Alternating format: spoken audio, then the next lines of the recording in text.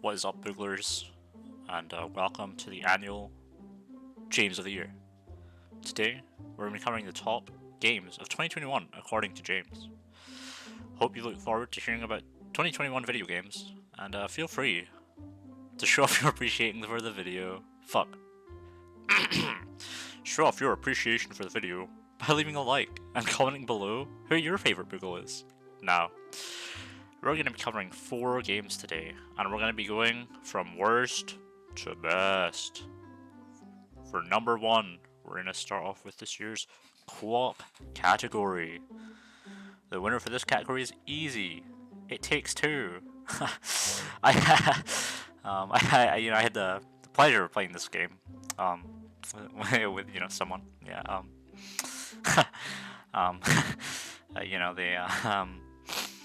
They ended up breaking my heart. But we put that aside. It was a fun game. There's like some cute little mini games in between. You can play chess with your boys or something. Or with the love of your life. Who breaks your heart. But moving on. There's a Spanish book in it, which is pretty mental. Could be a little racist, maybe. Not too sure about that one. But felt the game was a little short, and obviously the dialogue is a little cringe. Because we're gamers here, and we play games to escape the fact that our parents divorce and they fight it all the time, and you're like, oh my god, are they fighting because of me? Do they really love me? But like so that was a bit I mean, sorry, this game is it brought something out of me. My bad for this one, guys. I didn't mean to I didn't mean to go off like that, man. I mean, yeah, I guess I just wish I had a dad, and I hope my next girlfriend respects me. Fuck, man. Anyways, moving on. For the number 3 game of the year, we have let's just say, we have the best Dark Souls game of 2021. And what game is that, you ask? I hear you asking. Yeah, I heard. Yeah. We're gonna be going with Dark Souls 1. I play this game every time I get depressed because it reminds me that I'm right, and ultimately life doesn't matter.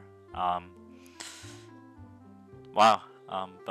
the bosses look dope. The fighting's cool. It's not Dark Souls 2, which is a good thing. Artorias is fucking epic. The DLC is actually fun and not just a waste of your money. The game kicks ass. It's just the Dark Souls Games of the Year. What can I say? It doesn't hold your hand. The swords clank into walls, which is funny because the game just doesn't hold your hand.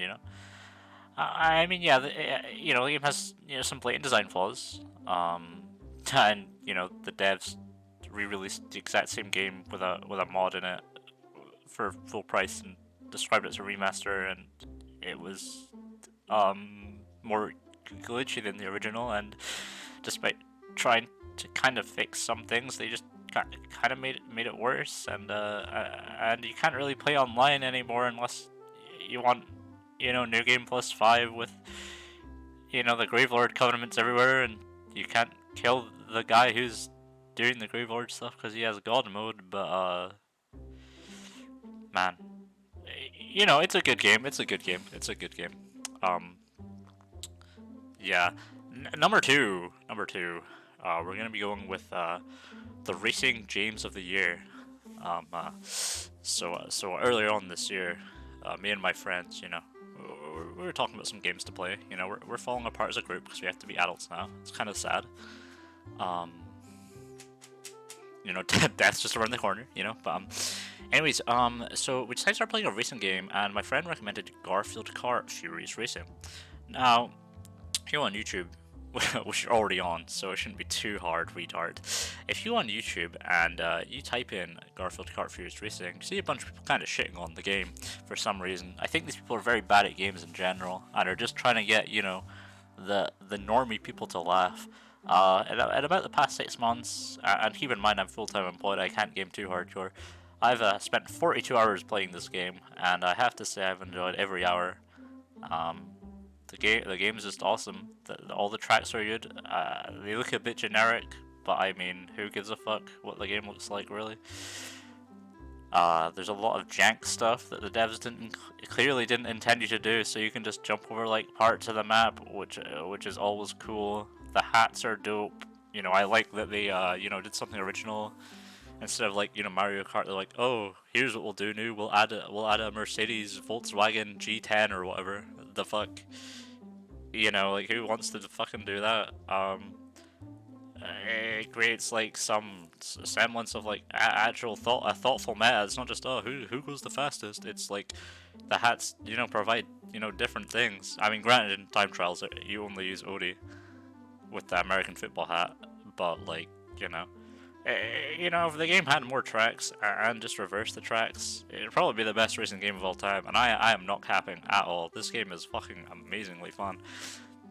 Yeah, it's like incredibly unfriendly, and like it's just terrible. Like it's so hard to steer and everything, but once you learn to do it, you actually feel some satisfaction. Damn, I forgot to change these. Well, this is Dark Souls, by the way. Dark Souls. How do I move this? Yeah. Anyways, this is It Takes Two, and this is Garfield Kart. Yeah. I'm not gonna edit that back in.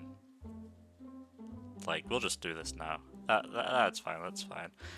Half the maps in Garfield Kart are a bit, Rainbow Roadie, they don't have any barriers, and then you have, your friends are bad at games, and they keep falling off, and they keep bitching, and, the game's a bit glitchy. Sometimes when you respawn, you instantly die again, but, like, every game has, it has its quirks, it has its issues, but, like, overall, best racing game of all time. Now, for number 1, we're going with the Games of the Year RPG. Ooh. And spoiler alert, it is, well, that's a really bad picture, huh? We're going with Final Fantasy X. 1. Oh, fuck me. Oh, God, I just dropped my headset. Okay. I got all the achievements in the game. I completely regret it, because the achievements are ridiculous. Like, oh, fill out the whole stat tree with all 7 characters. That sounds fun. Anyways.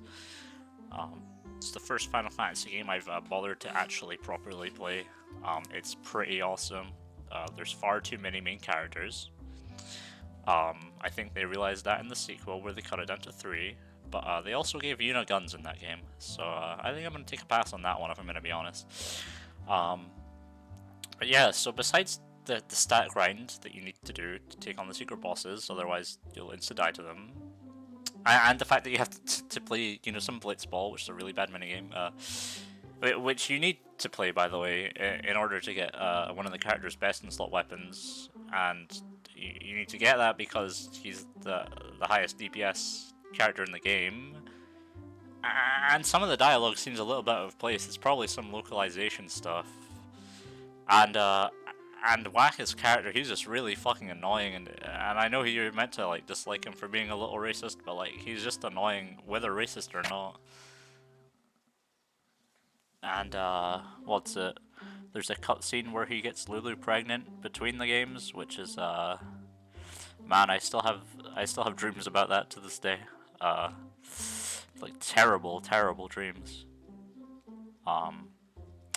Yeah, and the fact that you have to capture each of 10 enemy, which is just going back to all areas and one-shotting them, and one of them you have to capture 10 with in like one of the final areas, and once you've captured 10, you can't capture any more, and if you're not keeping count and you kill it, then it doesn't move, that one-shots you on. If you don't have auto life, then then the game overs you, and then you have to redo all of it because you didn't fucking save. And there's some really bad minigames too, like the Chocobo race kind of sucks, and there's the other Chocobo race where you have to get 5 chests, which is literally RNG. You just have to wait until you get the right pattern of the Chocobo that you're racing against. But there's some good points. Like the combat's pretty fun. It's a pretty good game. You'll get it if you play through it. I mean, we'll give a little synopsis of the characters here. Let's see what we got here. Titus is a retard. Wakka is retardader. Lulu has some nice assets. I need me a girl like Yuna to wear sundresses and take me on picnics. Auron is a fucking badass. Kimahri is a fucking pussy. And Riku is cool, besides when she's scared of lightning. you know, despite the fact she works with machinery and she has an ability where if you steal from the robots, you one-shot them, which you assume she's like sort of messing with like the mechanics or the wiring of said robots. So like it really wouldn't make sense for her to be scared of electricals, considering, you know, she's from like the technological like race, and you know, but like, you know, no, it totally makes sense. Yeah, for sure, for sure. You know, guys, I promise it's a good game. I promise it's a good game. Anyways, that's it for Games of the Year this year. I hope you enjoyed.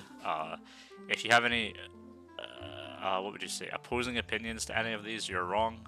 And see you next year for Games of the Year 2022.